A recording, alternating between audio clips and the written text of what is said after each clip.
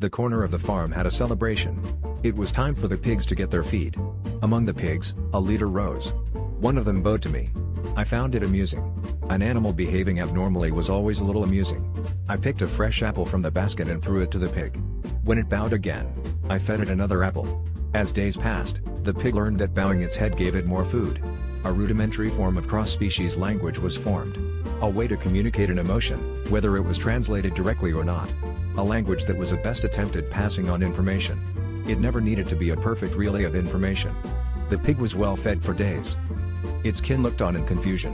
While they ate gruel, this peculiar pig got to eat like a king. The wise ones started following its example, trying to bow deeper and deeper to get my attention. But I only had so many apples and pumpkins to spare, so only a handful got chosen.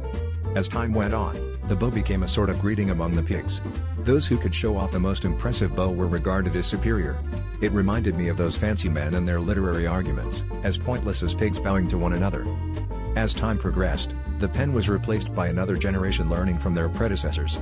They too started this ritual of bowing. I was still amused and kept indulging their behavior. They kept inventing new methods to make themselves stand out. One would try standing on its hind legs with the support of the fence, waiting for my arrival. What may have been a method to communicate their hunger had evolved into a rule due to my incentive. A pointless ritual that would bear no meaning in communication.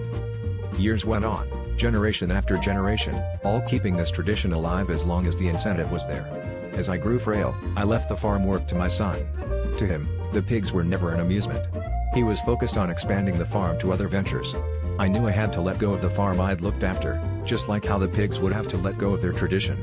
And just as language refuses to let go of its rules to make way for others. The pigs were none the wiser, still bowing to whoever came to feed them, not knowing why their ritual didn't get the praise they deserved. Still they kept at it, for now what had been language was a form of worship. To deny it was an affront to literature.